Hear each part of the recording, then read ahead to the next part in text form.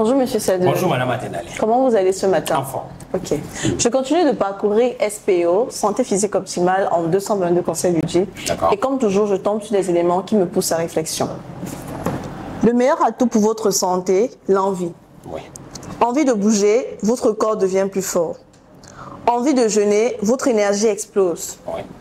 Envie de souffler, votre stress s'évapore. Envie de guérir, votre maladie se suicide. Monsieur, j'ai comme l'impression que tout tourne toujours autour de l'envie. Absolument. Je prends un cas. On a des personnes qui sont malades, qui sont même décédées de certaines maladies. Est-ce que vous pensez que ce n'est pas l'envie qui leur a manqué, ou bien c'est autre chose, un autre facteur qui a fait en sorte qu'ils se retrouvent dans l'état maladif où ils sont jusqu'à mourir et laisser l'envie de côté? Voilà. C'est bien que vous faites allusion à ceux qui sont décédés, parfois de longues maladies, parfois de courtes maladies. Effectivement, quand on parle de l'envie, ce n'est pas que tout doit se limiter à l'envie. Mais l'envie, c'est la fondation qui permet d'atteindre un certain nombre d'objectifs. J'aime toujours prendre l'exemple de l'enfant. Pour que les adultes que nous sommes aujourd'hui prennent conscience d'une valeur fondamentale que nous avons perdue. L'enfant qui est en nous n'existe pratiquement plus. Regardez l'enfant quand il apprend à marcher. Regardez l'enfant quand il veut développer une nouvelle compétence. Regardez, observez attentivement l'enfant quand il apprend à marcher. Regardez la volonté qui l'anime. Vous voyez, il essaye, il tombe, il recommence jusqu'à ce que la marche devienne une nouvelle habitude chez lui. Regardez quand l'enfant apprend à parler. Vous voyez, il essaye avec beaucoup d'efforts. Regardez le langage a combien de mots? Imaginez ce que ça nécessite comme effort, comme force, comme détermination pour pouvoir causer comme nous causons actuellement là. Donc sans volonté, on ne peut rien accomplir. Et c'est à la base, parce que quand vous voyez le petit garçon, la petite fille avoir cette volonté véritable d'apprendre, de comprendre, de développer cette nouvelle compétence, et quand la personne persévère, la personne finit par atteindre son objectif. C'est heureusement le cas avec la santé. C'est justement parce que les êtres humains n'ont pas assez envie de retrouver la santé. Parce que vous savez, quand vous avez besoin de quelque chose, vous commencez à agir dans le sens d'obtenir ce que vous voulez. Malheureusement, quand il n'y a pas le besoin, quand on est dans un environnement où les gens pensent que voilà.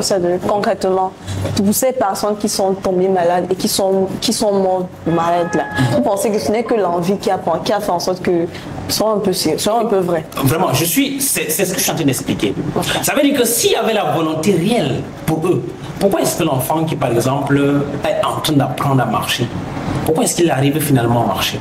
C'est parce qu'il y avait une volonté réelle pour lui d'acquérir cette compétence.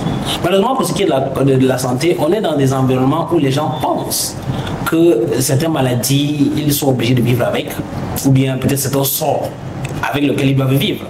Quand vous êtes dans une dynamique, vous pensez déjà comme ça, qu'est-ce qui va vous motiver à aller chercher la solution? Mais quand vous pensez pertinemment que c'est possible pour vous de trouver la solution, vous commencez à trouver la solution.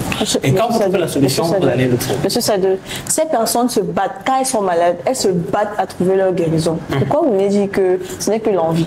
Elles se battent tant bien que mal, mais pourquoi au finish, elles restent toujours malades ou bien elles décèdent toujours malades? Tout à fait. Vous posez une question qui est pertinente. C'est pour ça que je suis en train de dire l'environnement joue un rôle qui est capital dans l'obtention de la solution qu'on va obtenir. Si vous êtes dans un environnement où les gens ne pensent pas que c'est possible d'obtenir une solution, vous pourrez chercher la mauvaise solution avec eux et ne pas obtenir la solution que vous voulez. Si par exemple vous partez consulter, je prends un exemple simple, vous avez le diabète aujourd'hui, vous êtes dans un environnement où on vous a dit, où les gens se vantent de leur record de vie avec le diabète. Qu'est-ce qui va vous pousser dans un environnement pareil à aller trouver la solution, ou à aller être déterminé à sortir de cette zone de confort-là, pour aller trouver la solution dont vous avez besoin pour trouver votre solution? Ça veut dire que si vous êtes dans le bon environnement, vous développez la bonne volonté qui va vous permettre d'obtenir la solution que vous voulez. Et c'est pour ça que notamment parmi ces là, voyez-vous, parfois je me demande comment les gens vivaient dans les années 1976, quand il n'y avait pas encore le GPS.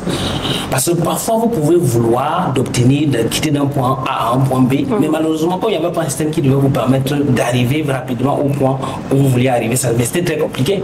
Aujourd'hui, le permis 111 est là. Vous avez 9 caractères qui peuvent vous permettre de sortir de votre zone de confort pour aller trouver la solution. Il suffit que vous vouliez obtenir votre solution, par exemple de guérison d'un diabète, par exemple. Vous contactez permis 111 et nous vous montrons comment est-ce que vous allez faire pour trouver votre solution. Parce que c'est là où réside la magie, c'est le comment. Maintenant, si vous voulez, on va vous aider avec le comment. Comment est-ce que vous allez faire pour guérir définitivement de votre maladie? Maintenant, ce qui manque, c'est la volonté. S'il n'y a pas de volonté, on ne peut pas vous aider malheureusement.